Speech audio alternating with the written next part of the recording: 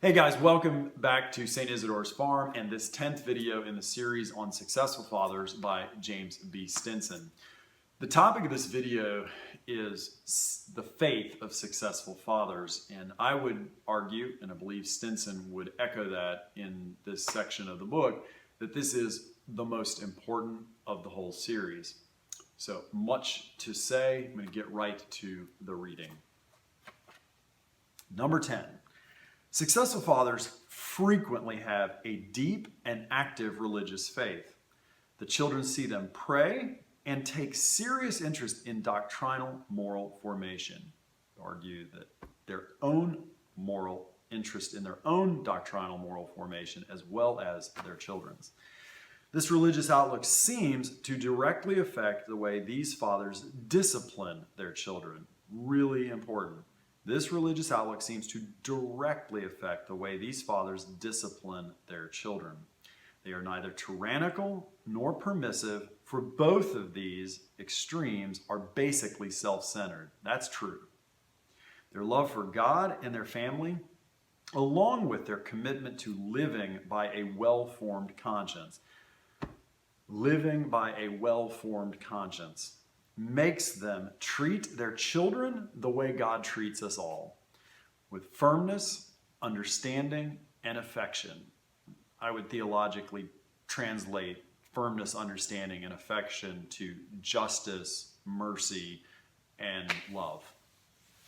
Such men are aware how their family's welfare depends upon God's loving care, His grace. The children's future lives are entirely in His hands. I think he means in God's hands, entirely in God's hands, but certainly as fathers, the formation of our children, that great responsibility is given to us and is entrusted to our hands. These men know that a lifelong habit of prayer is the greatest thing they can teach their children. These men know that a lifelong habit of prayer is the greatest thing they can teach their children.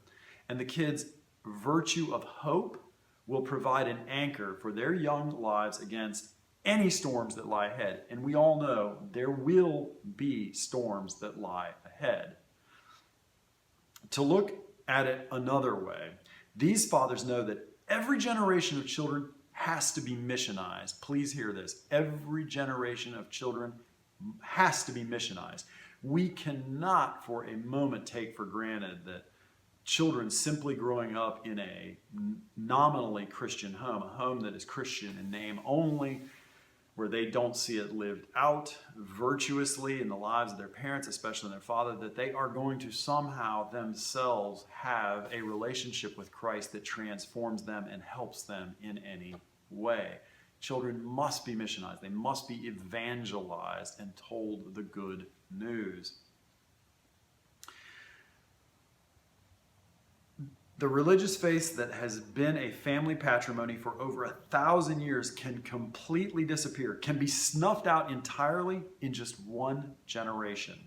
Today, this is happening all around us. Absolutely. Look at the research, look at the studies. It is certainly the case that children are walking away from the faith of their forefathers in large numbers, largest numbers perhaps in recent history.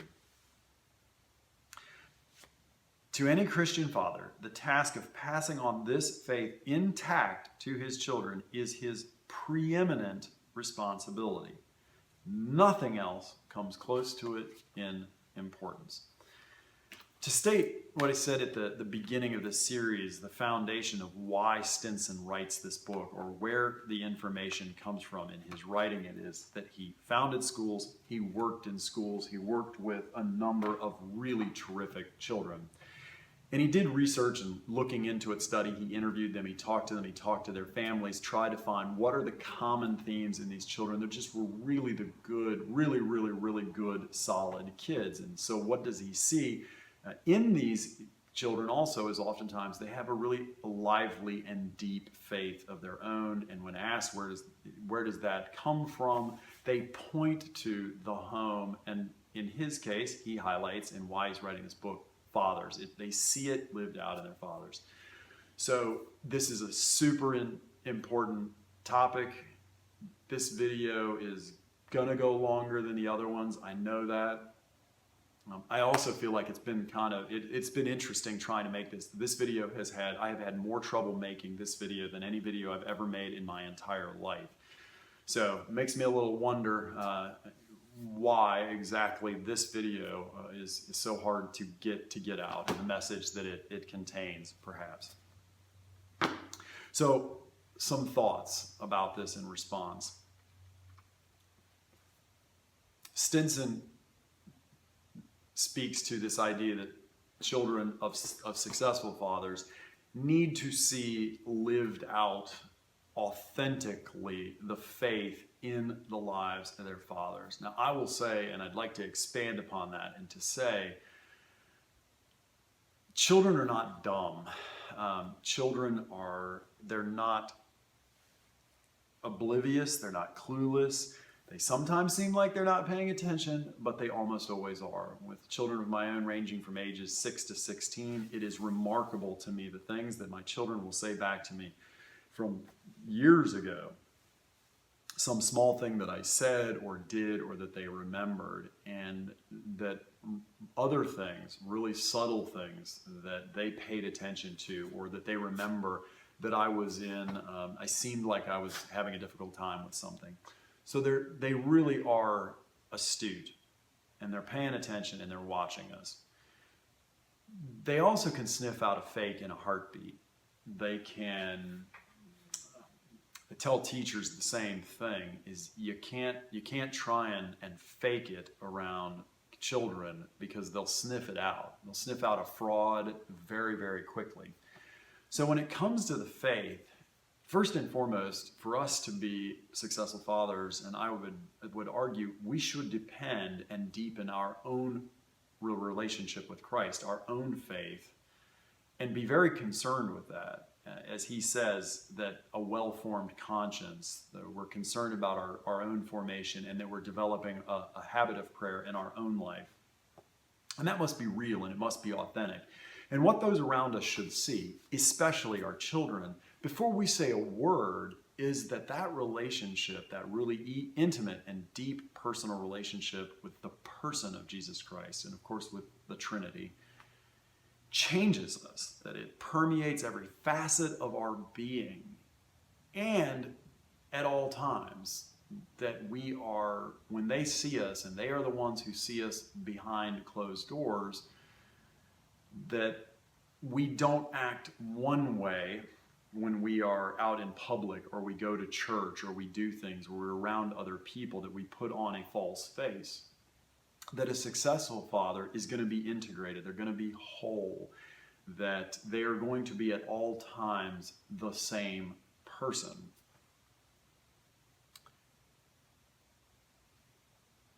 And this is, I think, one of the most important things that I have learned in the years that I have been working with young people, is that this can have really positive effect. It can make an impact. And I see the same thing that Stinson sees, is these really amazing kids that when you do talk to them and then you meet their fathers, these are men who are salt of the earth and light to the world, and they are really good men. And you understand from these children that these men, they're not just good when you're interacting with them or see them, but they're always like that. They're behind that as he says, and I would use the different language, that they are just merciful and loving all the time. By contrast, and I shot this video before and I got a bit negative about this, and I don't want to turn this into how not to be an unsuccessful father. I want to focus on being a successful father, but I think it's really important to just shed light on this a little bit to the flip side. That if we claim the title Christian, we profess that we are disciples of Jesus Christ, and we say that outwardly, and we do go to church and maybe go through the motions there, or around other people we act one way, and then we come home and behind closed doors act very, very differently, where we are, as he says, tyrannical on the extreme, harsh, mean, judgmental, cruel, and God forbid abusive, either physically or psychologically or emotionally. Think about that from a child's standpoint. Like I said, they are not clueless. They are not unaware and failing to observe what's going on around them. What they see is hypocrisy. And if you hope, we hope, to pass on, to transmit the faith to our children and have it have a really positive and lasting effect, that it becomes the hope of the faith is that anchor that Stinson talks about that will secure them in the trials and the storms of life that are to come. If they see falseness and duplicity in us, that's going to be a huge problem. And I can tell you, in my years of working with children, I've seen those problems. I've seen those kids who have a very difficult time believing in God and having any sense of faith because of that hypocrisy they've seen lived out in their parents, but especially in their father. I'm going to say just a bit more about that.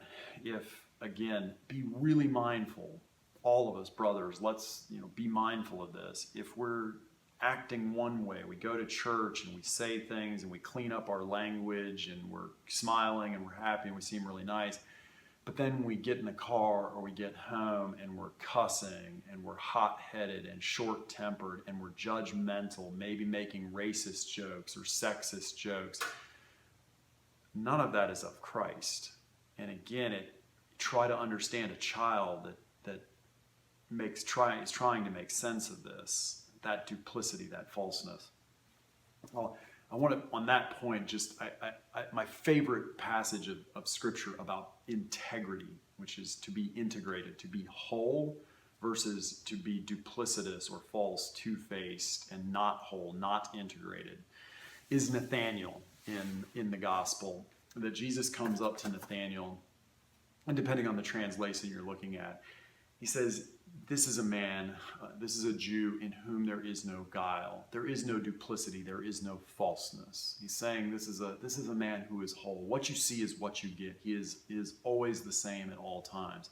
He is not that chameleon man that acts one way when he's around one group of friends. He acts a different way around a different group of people and acts yet another way around this group. He acts the same around all of them. And as fathers, we must strive for that. We must strive for that integrity of character at all times and let our children see it. Now, that's not to mean that we're not going to make mistakes. It's not going to mean that we aren't going to lose our temper. We're not going to be hot-headed. We may make a mistake or be judgmental or make an offhand comment that we shouldn't have. And it doesn't mean that in disciplining our children, we don't perhaps at some point go over the line and we fail to be just and merciful and loving in that situation. It's important then that we also show humility and faith, which we should possess, to be able to say to our kids, I'm sorry, you know what, I had a really bad day, I was really tired, I was super frustrated, and I overreacted, and I was too harsh, and forgive me, I'm really, really sorry about that. That's huge for a child to see, because that should be a marker of us as disciples. Okay, so that's the one thing. As again, Stinson says, the other things that are just a habit of prayer, a well-formed conscience, that they see an earnest desire in us for formation, and that translates to them.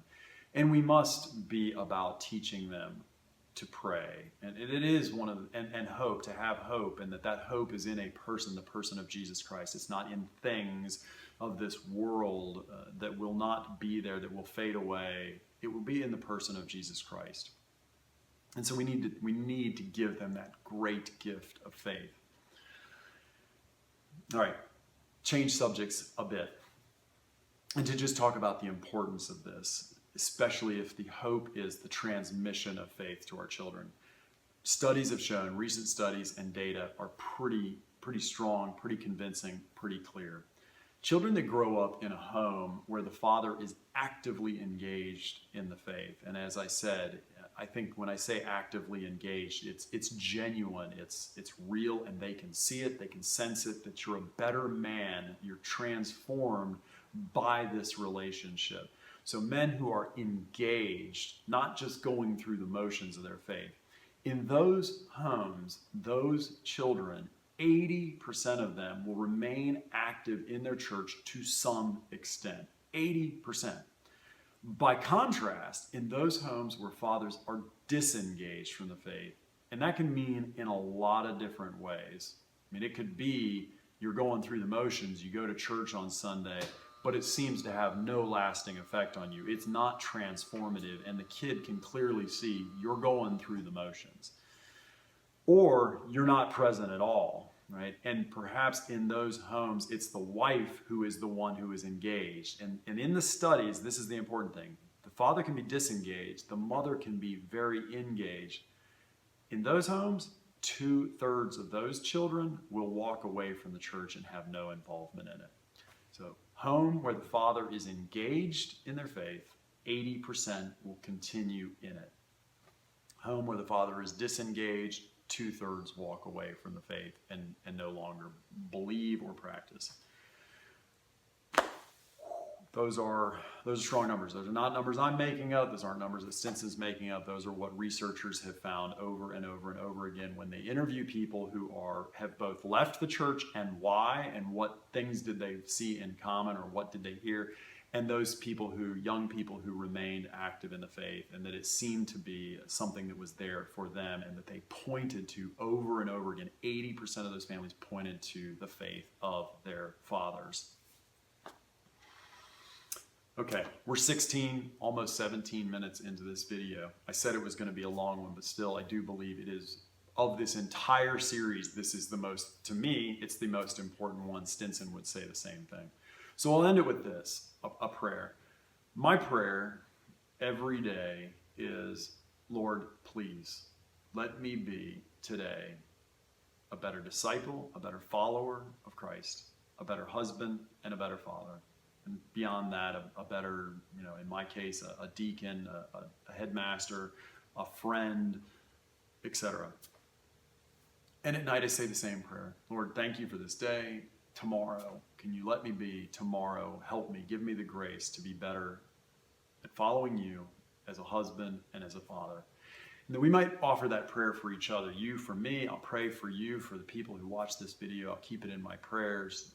That it may have been some help, and that we might have this common, this prayer to improve, to be better about this thing, if what matters to us is passing on the beauty and the joy, the richness, the love of our faith. So thank you for watching these videos. I do hope that they continue to be of some help for the several dozen folks that watch them. Thanks to everybody who has subscribed or thumbs up on the videos. I like it. It's helpful. It's nice to know somebody's watching and enjoying and getting something out of these. And let's, like I said, pray for each other. All right.